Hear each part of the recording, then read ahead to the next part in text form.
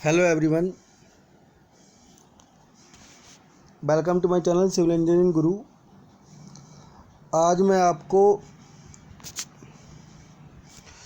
Part 2 करवाऊंगा। Part 1 मैंने करवा दिया, उसमें 1 to 38 क्वेश्चन मैंने करवाए थे और 1 to 39 से लेकर के 70 क्वेश्चन तक मैं यहाँ पर करवाऊंगा।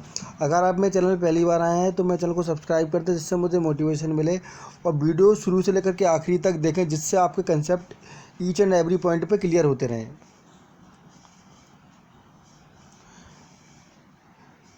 अब इसके बाद कौन सा सब्जेक्ट स्टार्ट करना है ये भी आप मुझे कमेंट सेक्शन में बताइएगा।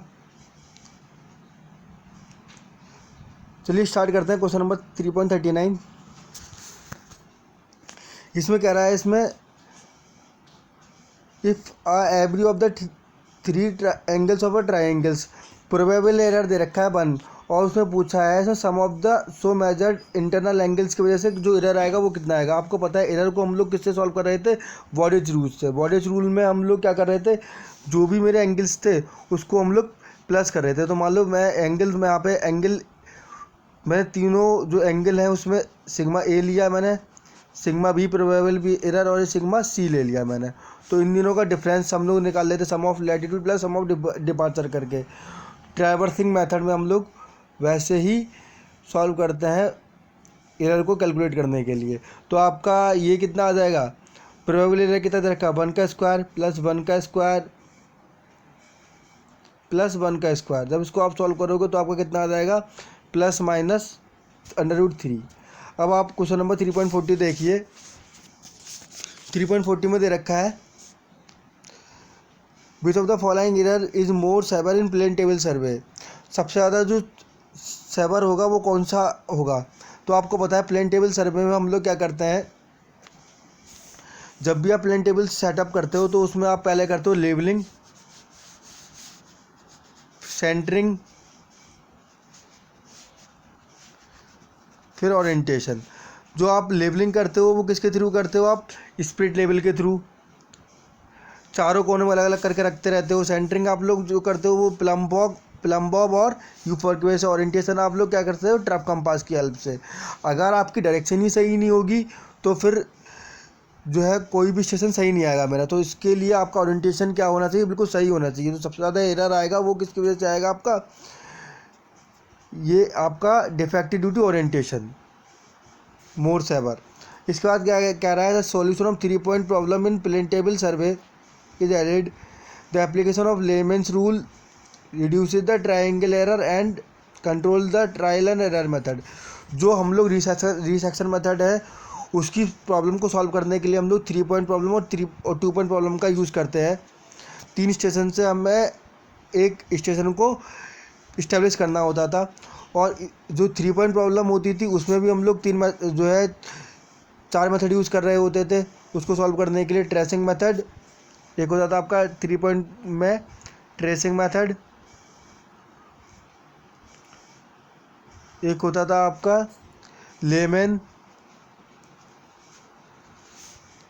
एक होता था एनालिटिकल, और एक आपका ग्राफिकल मेथड।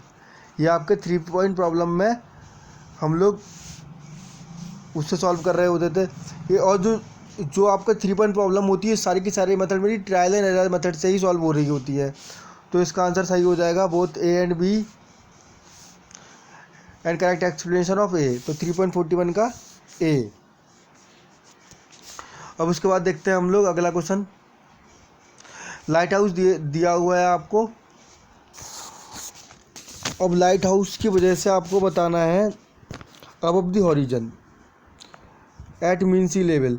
मान लीजिए आपका कोई, ये देखिए आपका मीन सी लेवल के ऊपर आपका कहीं ना कहीं एक विजिबल हॉरिजन है। अब आपको इसमें कंबाइन करेक्शन निकालना है।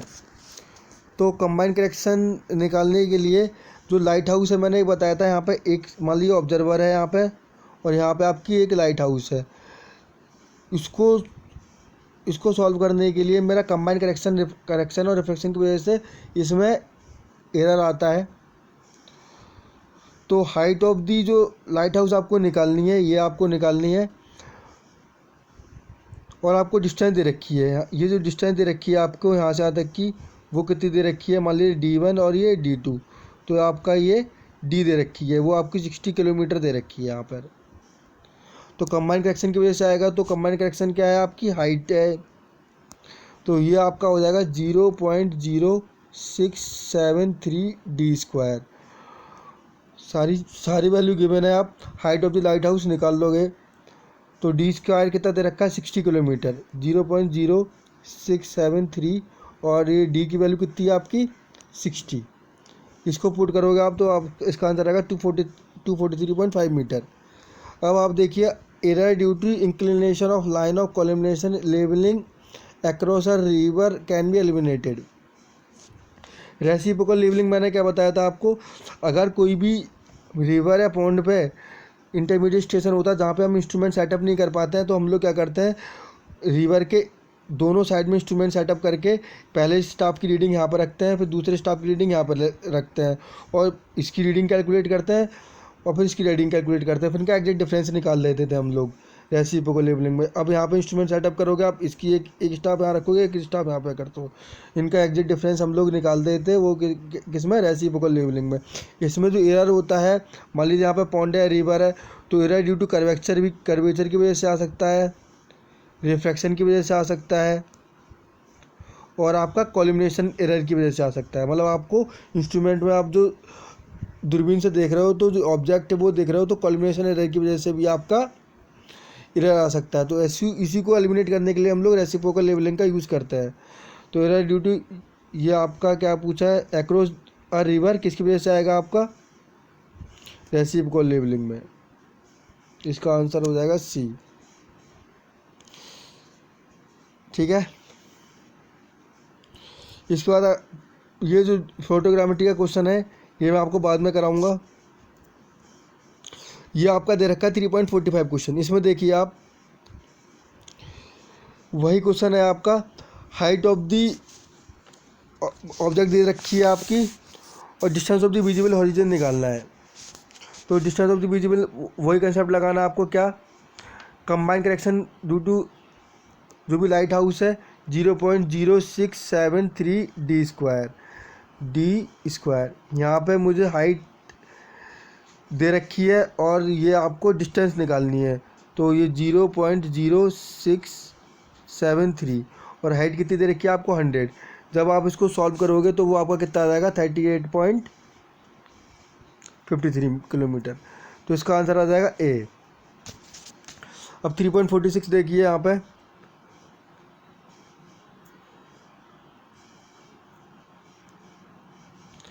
इसमें पूछा है, इसमें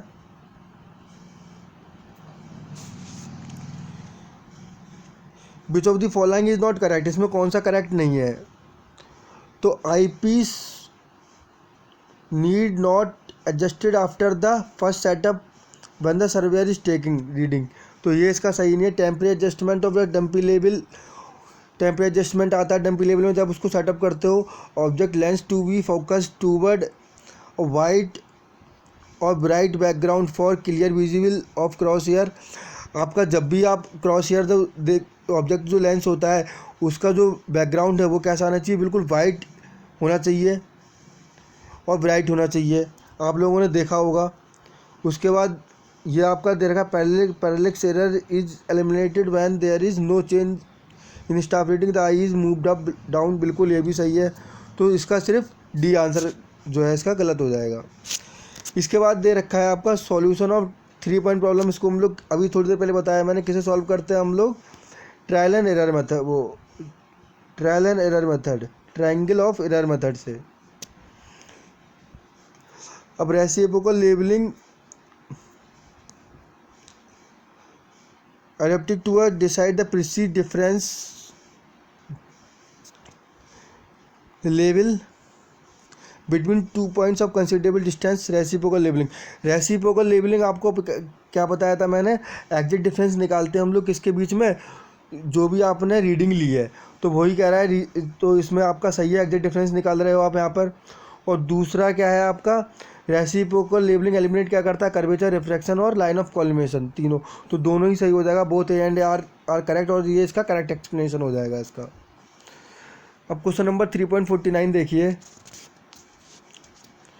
3.49 में दे रखा है आपको कि कोई आरएल ऑफ फ्लोर दे रखा है। जो आरएल ऑफ फ्लोर दे रखा है वो आपको कितना दे रखा है, 74.4 मीटर।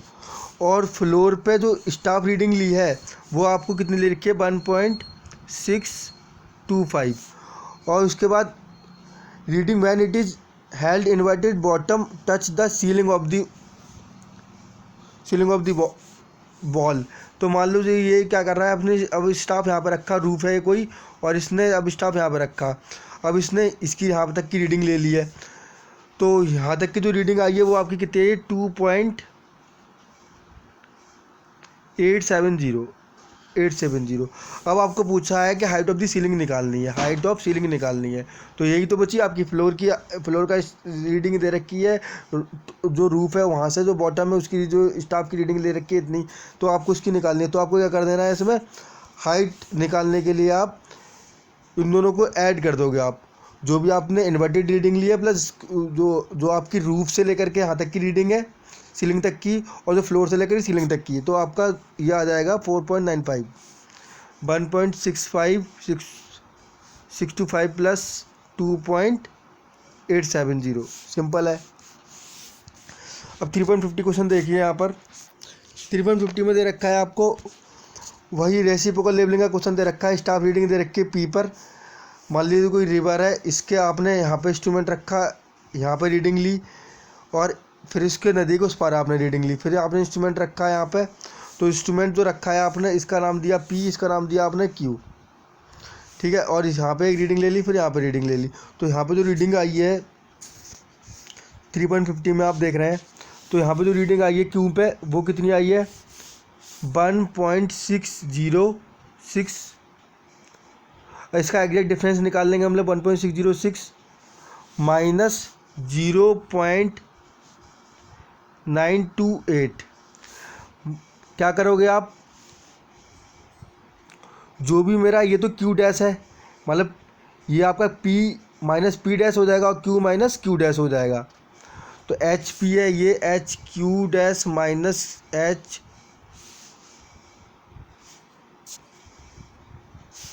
एच पी डैश आ जाएगा आपका। और इसी तरीके से H Q minus H P आ जाएगा आपको।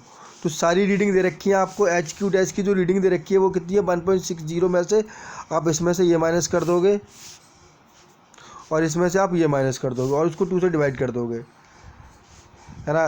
तो ये तो कर ही सकते हो आप, और 2 से डिवाइड कर दोगे तो 0.801 आए। अब ये क्या निकल गया आपको, एग्जिट डिफरेंस निकल गया दो स्टाफ रीडिंग के बीच में। अब आप इसमें इसने पूछा क्या है, इसमें रिड्यूस लेवल ऑफ पी दे रखा है इसने रिड्यूस लेवल ऑफ पी दे रखा है 140.815। मतलब आपने जो इंस्ट्रूमेंट पी रखा है तो इसका जो रिड्यूस लेवल दे रखा है वो उसने 140.815 दे रखा है, और उसको रिड्यूस लेवल ऑफ क्यू निकालना है इसको। अब रिड्यूस लेवल ऑफ क्यू निकालने के लिए क्या करोगे आप, 140.81 माइनस जो आपके एग्जैक्ट डिफरेंस आया उसको माइनस कर दोगे आप 0.801। तब आप इसको सॉल्व करोगे तो आपका आ जाएगा 140.014। तो इसका सी आंसर हो जाएगा।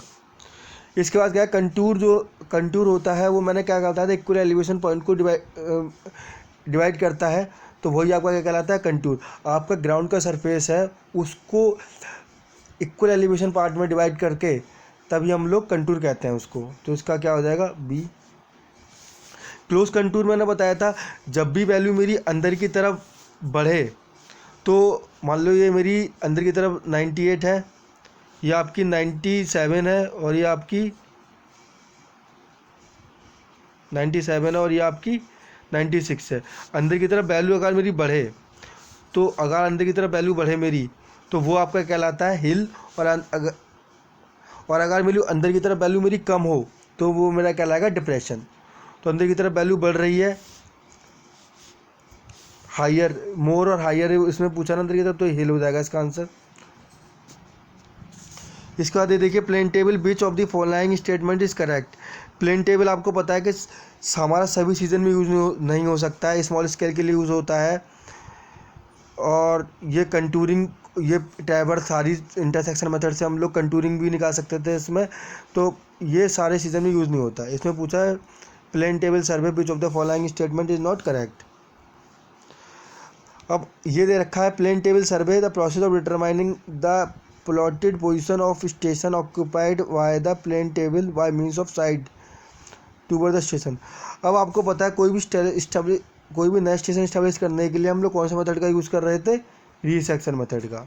Determining the plotting position of A station, किसी भी पोजीशन की इस्टेब्लिश करने के लिए हम लोग रीसेक्शन मेथड का यूज़ कर रहे हैं।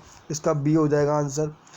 The plotting of inaccessible point, आपको 2 पॉइंट दिख रहे हैं और 2 पॉइंट नहीं दिख रहे हैं। आप ये 2 पॉइंट नहीं दिख रहे हैं, ये पहाड़ी के उस तरफ है। तो हम लोग कौन से मेथड का यूज़ कर रहे थे, इंटरसेक्शन मेथड का। पिछली वीडियो देखिए, सारी चीज़ें समझ में आ जाएगी आपको। इंटरपोलेशन मेथड किसके लिए यूज़ करते हैं हम लोग, कंटूर लाइन को ड्रॉ करने के लिए, कई सारे कंटूरों को मिलाने के लिए। और रेडिएशन मेथड जो भी विजिबल स्टेशन है आपके, उसमें रेस को ड्रॉ करने के लिए हम लोग उसका जो भी हमारे डिटरमाइनिंग पॉइंट्स होते हैं ग्राउंड पे और मैप पे ड्रॉ करने के लिए हम लोग किसका, रेडिएशन मेथड का यूज़ करते हैं, पर लेकिन वो विजिबल होने चाहिए। इसके बाद हम लोग in case of labelling back side में आपको पता है जो इसमें पूछा है बैक साइड क्या होती है, पहली रीडिंग। जो भी लेबलिंग में क्या होती है, पहली रीडिंग आप इंस्ट्रूमेंट को सेटअप करने के बाद, तो इसका क्या हो जाएगा, पहली reading, first reading taken after the setup of the instrument, C answer. इसके बाद है डंपी लेवल दे रखा है आपको पी क्यू, कॉलिमिनेशन एरर निकालना है आपको। तो यार मैंने एक फॉर्मूला बताया था आपको, पहले तो आपको इसका एग्जैक्ट डिफरेंस निकालना पड़ेगा। एग्जैक्ट डिफरेंस निकालने के लिए आपको क्या करना पड़ेगा, वही कंसेप्ट लगाना है। पी और क्यू दे रखा है, इनका डिफरेंस क्या आ जाएगा आपका, Q1 minus P1 plus Q1 minus P2 upon 2 कर दोगे तो Q1 कितना दे रखा है आपका 2.205 और ये P1 कितना दे रखा है 1.475।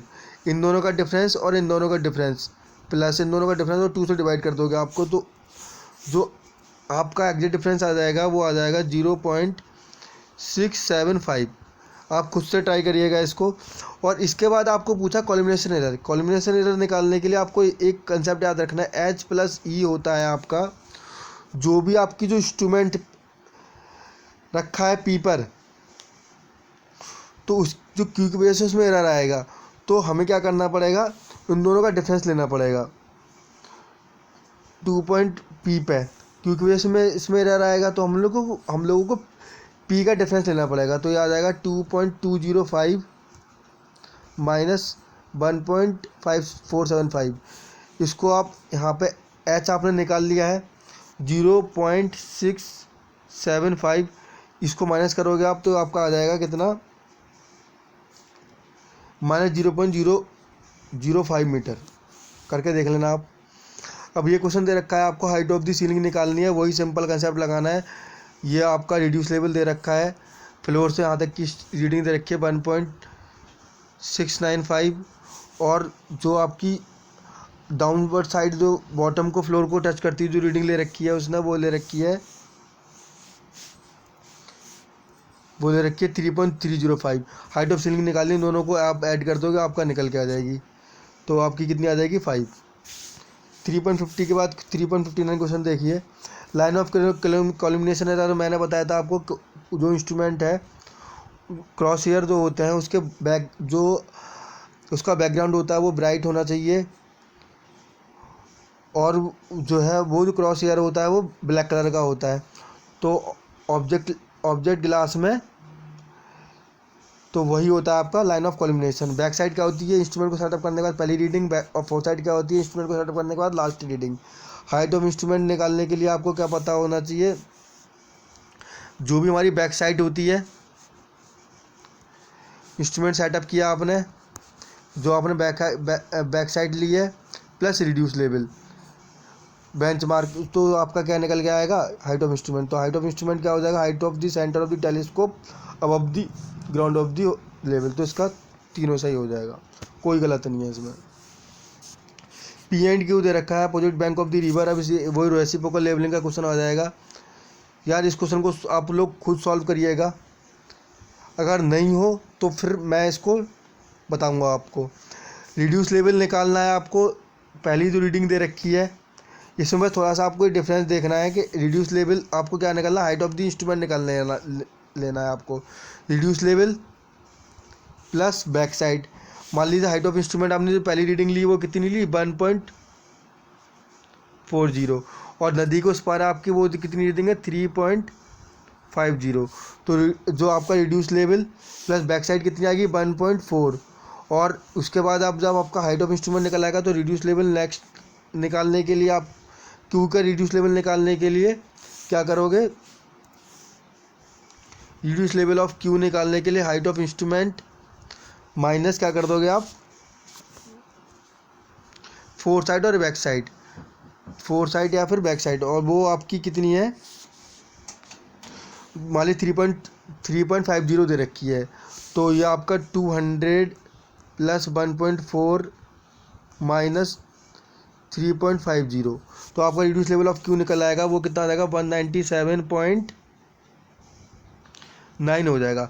सेम आपको रिड्यूस लेवल ऑफ ये आपने क्यू इसके लिए निकाला, अब आपने इंस्ट्रूमेंट को सेटअप दूसरी जगह आपने पुट करा है नदी को उस पार, तो उसके लिए भी आप रिड्यूस लेवल ऑफ क्यू निकाल लोगे। तो रिड्यूस लेवल ऑफ क्यू आपका वही आ जाएगा जो reduce level sorry height of instrument निकालोगे पहले आप, reduce level plus back side. Reduce level कितना है 200, इसकी जो बैक साइड है वो कितनी है 0.6, और यहाँ से आप हाइट ऑफ इंस्ट्रूमेंट माइनस क्या कर दोगे जो आपकी फोर साइड है, तो वो आपकी कितनी है 2.20। जब आप इसको सॉल्व करोगे तो इन दोनों का एग्जैक्ट डिफरेंस निकाल लोगे आप और उसको 2 से डिवाइड कर दोगे, तो वो आपका आ जाएगा कितना 197.9 माइनस प्लस 198. इन दोनों का डिफरेंस जो हम लोग एवरेज ले लेंगे, जो भी हमें रिड्यूस लेवल निकालना है पी और क्यू की वजह से, सिंपल है। तो इसका आंसर कितना रहेगा 198.2 मीटर। बहुत सिंपल क्वेश्चन है, मैं बहुत सिंपल तरीके से बता दिए आपको। और 3.61 क्वेश्चन देखिए, आपको ट्रू डिफरेंस निकालना है, वही ये सारी चीज़ें आपको दे रखी हैं, कर सकते हो आप लोग। तो जो आपका आप स्टाफ नियर द इंस्ट्रूमेंट आपका जो स्टाफ रखा है ये, फिर इसके बाद आपका ये दे रखा है, तो इन दोनों का डिफरेंस फिर इसी तरीके से इन दोनों का डिफरेंस ले लोगे आप और 2 से डिवाइड कर दोगे, तो आपका आंसर आ जाएगा इसका सी। इसके बाद आपका दे रखा है plane which is perpendicular to the plumb bob through a point. जो लेवल लाइन होती है उसके जो टेंजेंशियल जो लाइन होती है उसको हम लोग क्या कह देते हैं हॉरिजॉन्टल प्लेन कहते थे उसको। और जो आपके स्फेरिकल शेप में जो अगर पैरेलल होती थी तो उसको हम लोग लेवल लाइन कहते थे, तो उसका आंसर हो जाएगा डी। इसके बाद क्वेश्चन नंबर 3.63 देखिए, staff reading on the floor of बरांडा। अब यार बहुत सिंपल क्वेश्चन है, इतना सिंपल क्वेश्चन है ये, इसको तो आपको करना ही है। तो ये क्वेश्चन आपको मुझे इसका आंसर बताना है कमेंट सेक्शन में। अगर अभी तक आपको थोड़ा बहुत भी समझ में आया होगा ना तो आप मुझे इसका आंसर बताएंगे। इसके बाद 3.64 देखिए, ये 3.64 क्वेश्चन मैं ये आपको बाद में कराऊंगा। 3.65 देखते हैं हम लोग। देखो इसमें आपको क्या दे रखा है, सेंसिटिविटी दे रखी है, सेंसिटिविटी निकालने के लिए, और आपको नंबर ऑफ डिवीज़न दे रखा है, और आपको डिस्टेंस दे रखी है। तो staff held at the distance कितने 200 मीटर पर रखा हुआ है, सेंसिटिविटी दे रखी है इतनी आपको। तो मैंने सेंसिटिविटी के लिए एक फॉर्मूला बताया था यार, प्रीवियस ईयर में वीडियो में देखिएगा, S/ND, और सेकेंड में इसको कन्वर्ट करने के लिए 2.0265 सेकेंड से। जो S था वो आपका क्या था, difference between two staff reading, difference between two staff reading, ये बात आपको याद रखनी है। और एन क्या था, number of division of bubble, L क्या था, N number of division of bubble. अब बस, अब आपको सारी वैल्यू गिवन है यहाँ पे। सेंसिटिविटी कितनी दे रखी है, 25। एस कितना आपको निकालना है यहाँ पे, और एन कितना दे रखा है आपको, एक की रीडिंग दे रखी है, तो आप डिफरेंस निकाल लो उसका, तो आप उसकी हेल्प से वो भी निकाल सकते हो आप। तो एन आपको कितना दे रखा है, 2, और डिस्टेंस कितनी दे रखी है, 200। और इसको सेकंड में कन्वर्ट करने के लिए 265 से आप मल्टीप्लाई कर दोगे। तो यहाँ पे आप जब आप इसको सॉल्व करोगे तो एस की वैल्यू आ जाएगी आपकी 0.0484। सिंपल है यार। जब जब आपकी ये वैल्यू आ गई तो अब आपको क्या करना है, एक की रीडिंग दे रखी है, तो एस इजिकल टू कितना आ जाएगा आपका, एस मेरा क्या है, दो स्टाफ की रीडिंग के बीच का डिफरेंस है, तो 4.54 माइनस और 0.084 जब आप इसको सॉल्व करोगे तो आपका आंसर आ जाएगा 4.492 मीटर, 4.492 मीटर। चलो अब ये क्वेश्चन देखिए आप, ये देखो हाइट ऑफ इंस्ट्रूमेंट में मैंने कहा था 3 हम लोग अर्थमेटिक चेक लेते हैं, और राइज एंड फॉल में हम हाइट ऑफ इंस्ट्रूमेंट में 2 अर्थमेटिक चेक लेते हैं, और अगर आपको राइज एंड फॉल मेथड लिखाना है तो उसमें 3 अर्थमेटिक चेक लेते हैं। राइज एंड फॉल मेथड का मतलब क्या होता है कि मेरी मट्टी कितनी ऊपर है और कितनी नीचे है। अगर मट्टी मेरी ऊपर होती है राइज की वजह से तो मुझे उसको काटनी होती है, और फॉल में होती है तो मुझे उसको काटनी होती है। तो वही हम लोग राइज एंड फॉल मेथड में कर रहे होते थे। तो 3.66 में आप देखेंगे summation of back side minus summation of four side, reduce level of जो है आपका last point minus reduce level of next point. ये आपने आइटम इंस्ट्रूमेंट के लिए, तो बैक साइड आपको दिया हुआ है, यहाँ पे फोर साइड दिया हुआ है, और आपको reduce level of initial point दिया हुआ है, यहाँ पे लास्ट है, यहाँ पे ये लास्ट है, ये आपका माइनस है। तो ये इन दोनों का डिफरेंस कर लोगे आप, 7 पॉइंट इन दोनों का डिफरेंस लोगे, प्लस इसमें आप क्या कर दोगे, 100 जोड़ दोगे। तो अब इसको आप जोड़ोगे तो 100 पॉइंट कितना आ जाएगा, 080 मीटर। ठीक है। अब राइज एंड फॉल में हम लोग 3 अर्थमेटिक चेक लेते हैं, फोर साइड, बैक साइड और इंटरमीडिएट साइड, तीनों सही हो जाएगा ये। चलो इसके बाद क्या है, यूनिफॉर्मली स्लोप में हमारा जो कंटूर की जो लाइन होती है वो यूनिफॉर्मली स्पेस्ड होती हैं, बिल्कुल सही। कैरेक्टरिस्टिक ऑफ कंटूर में मैंने पढ़ाया हुआ है, सब देख लेना आप। Contour line can not be, कभी भी ख़त्म नहीं हो सकता। कंटूर मेरा क्या होता है, कहीं ना कहीं जाकर ही क्लोज हो जाता है, वो बिल्कुल क्लोज तो हो सकता है पर लेकिन ख़त्म नहीं हो सकता, ये भी है आपका। उसके बाद क्या है, set of close contour indicate depression. जो भी आपका क्लोज कंटूर है, अगर उसकी वैल्यू लोअर हो रही है, लोअर अंदर की साइड, तो मेरी क्या कहलाएगी, डिप्रेशन कहलाएगी।